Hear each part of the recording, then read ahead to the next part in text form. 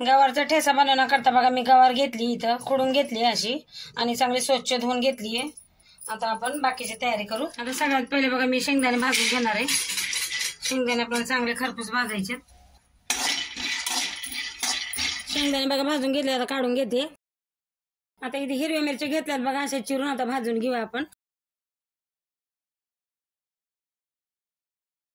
आता याच्यात थोडंसं तेल टाकून मिरच्या परतून घ्यायच्या। आता बघा लसूण बी टाकायचं, मिरच्या संग हलकासा परतून घ्यायचा।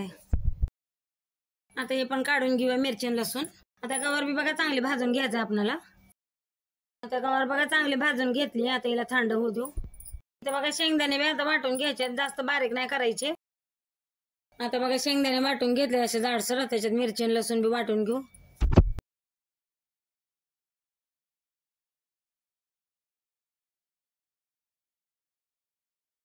ह्याच्यात बघा आता थोडंसं कोथिंबीर टाकते आणि मग वाटून घ्यायचं आपल्याला। हे बघा असं वाटून घेतलंय जाडसर, आता हे काढून घेऊया। आता गवार पण बघा मिक्सरला फिरवून घ्यायची, बारीक नाही करायची जास्त। हे बघा असं गवार बारीक करून घेतली, जास्त हे नाही केलं मी, असं मोठं मोठं ठेवलंय। हे बघा आता कढईमध्ये मी इथं तेल टाकून घेतले, आता जिरं टाकू याच्यात। जिरं आता बघा तडतडले चांगले, याच्यात कांदा टाकू एक बारीक चिरून घेतलाय आणि असं मिक्स करून घेऊ। आता कांदा बघा हलकासा परतून घ्यायचा, हळद टाकायची आपल्याला आणि मिक्स करून घ्यायचे चांगलं। आणि ह्याच्यामध्ये आपल्याला गवार बी टाकायची आता।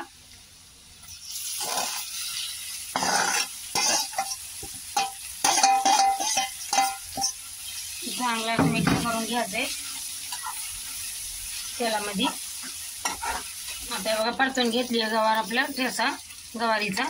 आता इथं बघा शेंगदाणे, हिरवी मिरची, लसूण, कोथिंबीर वाटून घेतले, टाकूया आपण याच्यात। आणि आता आपल्याला टाकायचं ह्याच्यात चवीपुरतं मीठ। मी पहिले मीठ टाकलं नाहीये, आता टाकते चवीपुरतं।